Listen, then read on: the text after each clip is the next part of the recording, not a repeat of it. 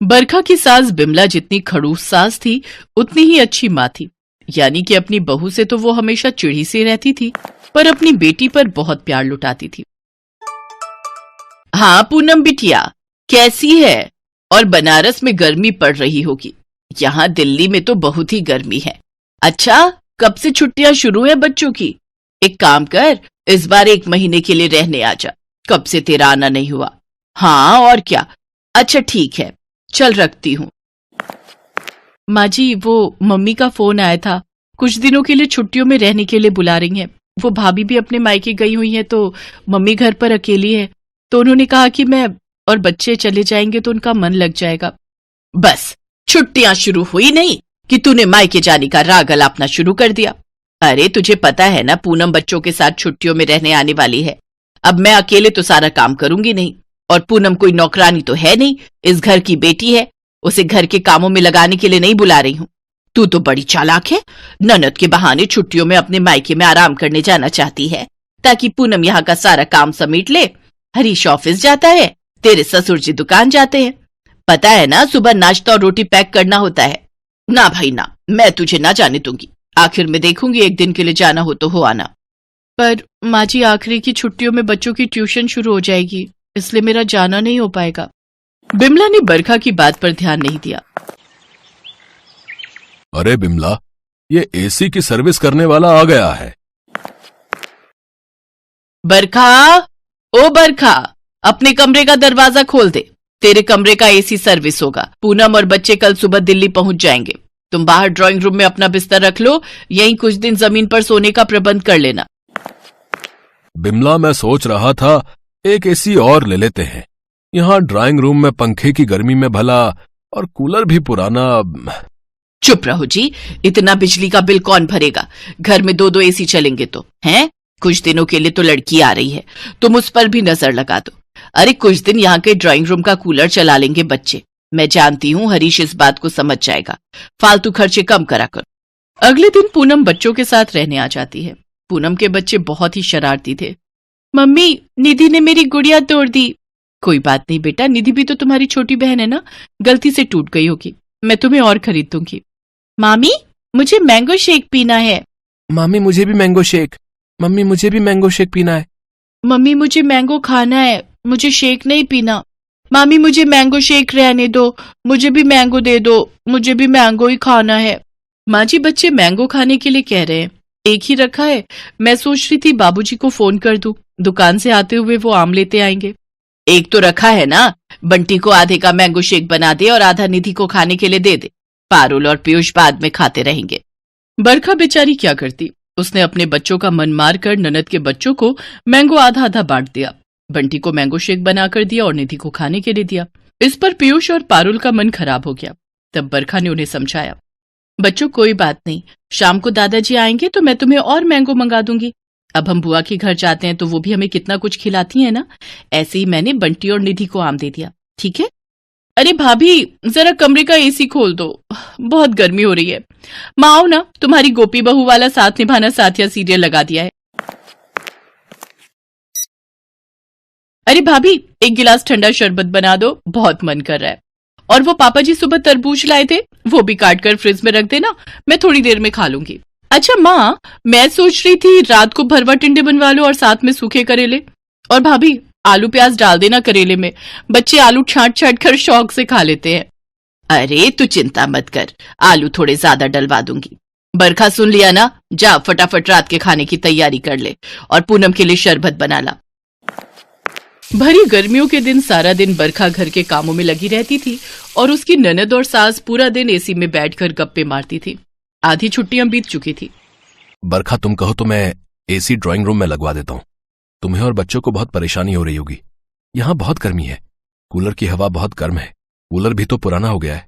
अरे नहीं जी, पहले भी तुम्हारी सैलरी से इतना खर्चा हो जाता है घर का, अब उधार पर रहने दो, थोड़े दिनों की तो बात है। ननद जी चली जाएंगी तो कमरे में हमारे लिए लगा हुआ है एसी, अगले साल देख लेंगे, तुम्हारा हाथ भी थोड़ा खुला हो जाएगा। ठीक है, जैसी तुम्हारी मर्जी। अगले कुछ दिनों में बरखा गर्मी में सारा दिन काम करती रही। बरखा की ननद पूनम बिल्कुल भी हेल्प नहीं करती थी, बस खाना तैयार तो खाने बैठ गए। मजाल है कि पूनम ने एक गिलास उठाकर रसोई में भी रखा हो। बरखा पूरा दिन थक जाती थी, ऊपर से गर्मी। एक रात कूलर खराब हो गया और बरखा और हरीश को बच्चों के साथ गर्मी में सोना पड़ा। बरखा पूरे दिन की थकी हुई थी। उस रात वो गर्मी में सो नहीं पाई और अगले दिन बरखा सबके लिए नाश्ता लेकर जा रही थी। अचानक ही वो चक्कर खाकर जमीन पर गिर पड़ी। माँ पापा जल्दी आओ, देखो बरखा चक्कर खाकर बेहोश हो गई है। अरे बिमला, तुझे आवाज आ रही है या नहीं? जल्दी आ। माँ, लगता है पापा आवाज लगा रहे हैं, जरा कमरे का दरवाजा खोलो। कमरे के दरवाजे बंद करके बैठी हुई हो, कुछ सुनाई नहीं दे रहा तुम्हें? अरे बरखा बेहोश हो गई है। क्या? बहू बेहोश हो गई? भाभी बेहोश हो गई? सब लोग घबरा जाते हैं। हरीश डॉक्टर को फोन करके घर बुलाता है। थकान और नींद पूरी न होने के कारण इनको चक्कर आए थे। आगे से ध्यान रखिएगा इन सब बातों का, नहीं तो यह खतरनाक हो सकता है। अपने शरीर से उतना ही काम लीजिए जितना आपका शरीर बर्दाश्त करता है, और रात में नींद भी अच्छी लेनी है। कम से कम 7 से 8 घंटे की नींद बहुत जरूरी है। खूब पानी पीना है, जूस, फ्रूट्स और हेल्दी डाइट बहुत जरूरी है। ज्यादा गर्मी में धूप में नहीं घूमना है। थोड़े दिन आपको रेस्ट करना पड़ेगा। डॉक्टर की बातें सुनकर विमला और पूनम का बहुत मन खराब होता है। दोनों को अपनी गलती का एहसास होता है कि उन्होंने सचमुच बरखा के साथ बहुत गलत किया।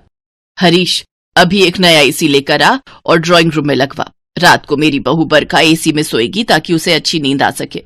माँ, क्यों ना एक काम करते हैं, भाभी को कुछ दिनों के लिए उनके मायके भेज देते हैं। थोड़े दिन अपनी मम्मी के पास रहेंगी तो इनका मन भी खुश हो जाएगा। और भाभी तो कह रही थी कि उनकी मम्मी अकेली है, इनके जाने से उनका भी मन लगेगा और भाभी को थोड़ा चेंज मिल जाएगा। हाँ, ये ठीक रहेगा। बहू, तुम कल ही अपनी मम्मी के घर चले जाओ और थोड़े दिनों वहां आराम से रहो। यहाँ पर मैं और पूनम सब संभाल लेंगे। अपनी सास और ननद का इतना मिलनसार व्यवहार देखकर बरखा की आंखों में खुशी के आंसू आ जाते हैं। अगले दिन वो बच्चों के साथ कुछ दिनों के लिए अपनी मम्मी के घर रहने के लिए चली जाती है। हरीश बरखा को छोड़कर वापस लौट आता है और पीछे से बिमला और पूनम सारे घर को संभाल लेते हैं। बिमला को एहसास हो गया था कि बहू और बेटी में फर्क करना कितना गलत था। जब पूनम अपने घर रहने आ सकती है तो बरखा भी तो अपनी माँ के घर रहने जा सकती है ना। साल में एक बार गर्मियों की छुट्टियां आती हैं, जब बेटियां अपने मायके में आराम से रहती हैं। बरखा को देखकर उसकी माँ की खुशी का ठिकाना नहीं था। इतने दिनों बाद वो अपनी बेटी से जो मिली थी। बच्चे भी अपनी नानी के घर जाकर बहुत खुश थे। उस दिन के बाद बिमला ने अपनी बहू और बेटी में फर्क करना छोड़ दिया।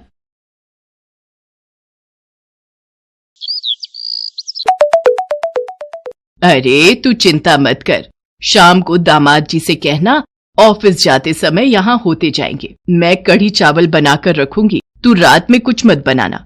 तेरा कढ़ी चावल खाने का मन है तो आज तू माँ के हाथों की कढ़ी चावल ही खाना, ठीक है? सुनो जी, रवि के पापा, जरा जाओ तो जाकर बाजार से 2 किलो खट्टा मट्ठा या फिर वो ना मिले तो दही ले आओ। प्रेरणा के घर शाम को कढ़ी चावल बनाकर भेजने हैं। दामाद जी आएंगे तो ले जाएंगे। राजरानी, कभी कभी उपासना बहू की पसंद का भी कुछ बना लिया करो। ये मत भूलो, बेटी के साथ साथ तुम्हारी बहू भी गर्भवती है। कल उपासना बहू ने भरवा बैगन तुमसे पूछा था बनाने के लिए, तो तुमने बोल दिया कि कोई और सब्जी बना लो, तुम्हें भरवा बैगन नहीं पसंद। बस बस, बहुत हो गई बहू की तरफदारी। मुझे पता है बहुओं को कितनी छूट देनी चाहिए और कितनी नहीं। ज्यादा सिर पर चढ़ाऊंगी ना तो मेरे लिए ही गलत होगा। अब जाओ और जाकर जो कहा है वो ले आओ। कढ़ी चावल बनाने में बहुत समय लगता है, अभी शुरू करूंगी तब जाकर दामाद जी के आने तक बना पाऊंगी। तुम्हें समझाना बेकार है, वक्त ही तुम्हें समझाएगा। उपासना की सास राजरानी को समझाना सचमुच किसी के बस की बात नहीं थी। राजरानी की बहू उपासना के साथ साथ उसकी बेटी प्रेरणा भी मां बनने वाली थी। बहू और बेटी दोनों गर्भवती थी, पर राजरानी अपनी बहू उपासना की तरफ बिल्कुल भी ध्यान नहीं देती थी। उसे तो बस अपनी बेटी की सारी इच्छाएं पूरी करनी होती थी। इसी बात को लेकर उपासना का मन हमेशा दुखी रहता था। वो बहुत ही सीधी साधी एक साधारण परिवार से आई हुई थी। उसने कभी बड़ों के आगे जवाब देना नहीं सीखा था। इसी बात का फायदा राजरानी उठा रही थी। एक दिन राजरानी बाजार से आई तो उसके हाथ में ढेर सारा सामान था। उपासना बहू, जरा 1 गिलास ठंडा पानी लेकर आ, आज तो मैं बहुत थक गई। ये लीजिए माँ जी, आपने बहुत समय लगा दिया बाजार में। मुझे तो चिंता हो रही थी, आपका मोबाइल भी स्विच ऑफ आ रहा था। मैंने कई बार फोन मिलाया। मेरी चिंता मत करा कर, अब बेटी माँ बनने वाली है तो मुझे तो 100 काम है। अभी जच्चा के लिए सामान लाई हूँ, फिर बच्चा हो जाएगा तब उसके लिए नामकरण का ढेरों सामान लाना पड़ेगा। अब तो काम ही काम है, तो बाजार आना जाना लगा ही रहेगा। क्या बना रही है रात को खाने में? एक काम कर, फ्रिज में भिंडी रखी है, वही बना ले। माँ जी, मैंने तो मटर पनीर की सब्जी और सूखी अरबी बनाई है। वो आज सूखी अरबी खाने का मन हो रहा था तो सब्जी वाले से ले ली थी। किसने कहा था दो दो सब्जियां बनाने के लिए? कितनी महंगाई है, खाली भिंडी से काम नहीं चलता जो अलग अलग सब्जियां बनाई जा रही है। तेरे तो जीभ के चटकारे ही पूरे नहीं होते। आज बना ली, अब कल से जो मैं कहूंगी वही बनेगा। पता नहीं आजकल की बहुएं अपनी मनमानी क्यों करती हैं। उपासना की आंखों में आंसू आ जाते हैं और वो रोती हुई अपने कमरे में चली जाती है। ये गुड़, बादाम, काजू, किशमिश और ये देसी घी डिब्बों में बंद करके छुपा देती हूँ। कल प्रेरणा रहने आने ही वाली है, उसका 9वां महीना लग जाएगा। उसे रोजाना आटे का देसी घी और ड्राई फ्रूट डालकर हलवा बनाकर खिलाऊंगी। कुछ ही दिनों में आसानी से बच्चा हो जाएगा। दरजानी को फोन कर देती हूँ, उससे मैंने कुछ लंगोट और गद्दियां जो सिलवाई हैं वो पूछ लेती हूँ। सिल गई होंगी तो प्रेरणा के बैग में संभाल कर रख दूंगी। अचानक हॉस्पिटल भागना पड़ेगा तो कुछ नजर नहीं आएगा। उपासना की सास ने एक बार भी उससे मीठे मुंह बात नहीं की थी। उपासना को किसी भी चीज की जरूरत होती तो वो अपनी सास से नहीं कह पाती थी, क्योंकि उसे पता था अगर वो अपनी सास से कुछ कहेगी तो उसे उल्टा ही सुनना पड़ेगा। उपासना अपने मायके भी रहने नहीं जा सकती थी, क्योंकि उसका मायका दूसरे शहर में था और इस हालत में वो सफर नहीं कर सकती थी। इसलिए वो फोन पर ही अपने माँ पापा से बात कर लिया करती थी, पर वो कभी भी अपना दुख अपने माँ बाप को नहीं कहती थी। वो फोन पर हमेशा हंसती रहती थी। अगले दिन प्रेरणा मायके रहने आ जाती है और राजरानी अपनी बेटी की सेवा में लग जाती है। माँ, मुझे और नहीं खाना, मेरा पेट फुल हो गया है। अरे, कहाँ कुछ खाया है? अच्छा, ये संतरे अनार का जूस पी ले। बच्चे के टाइम में जच्चा को खून की कमी हो जाती है, इसलिए इस कमी को पूरा करने के लिए जूस फल लिया कर। आओ ना उपासना भाभी, आप भी मेरे साथ जूस पियो। तुम पियो प्रेरणा, मैंने बिल्कुल अभी चाय पी है। अरे तू पी लेना, थोड़ा सा ही जूस है, वो भी तुझसे नहीं पिया जा रहा। उपासना सारा दिन खाती पीती रहती है, उसकी चिंता मत करा कर, तू अपनी चिंता कर। माँ, रवि भैया कब तक आएंगे? मुझे उनके साथ लूडो खेलना है। आपको याद है हम बचपन में कितना लूडो खेला करते थे और मैं हमेशा जीत। प्रेरणा, अब तुम्हारी उपासना भाभी मुझे हरा देती है। पता नहीं मैं तुम दोनों से लूडो में बिल्कुल नहीं जीत पाता। अरे, आप आ गए। भैया कैसे हो? मैं तो बिल्कुल ठीक हूँ। और तू सुना, तू कैसी है? मैं बस फ्रेश हो जाऊं, फिर हम लूडो की एक एक बाजी खेलेंगे। उपासना, तुम भी फटाफट काम निपटा लो, हम तीनों मिलकर बैठेंगे। उपासना अभी लूडो वगैरह नहीं खेल सकती, तुम दोनों भाई बहन खेलो। मुझे प्रेरणा के कपड़े अलमारी में लगाने हैं तो उपासना मेरी मदद करेगी। राजरानी उपासना से काम करवाने का कोई ना कोई बहाना ढूंढ ही लेती थी। उसे तो बस यही चिंता रहती थी कि उसकी गर्भवती बेटी खुश रहे। गर्भवती बहू से उसे कोई मतलब नहीं था। ऐसे ही कुछ दिन बीत जाते हैं।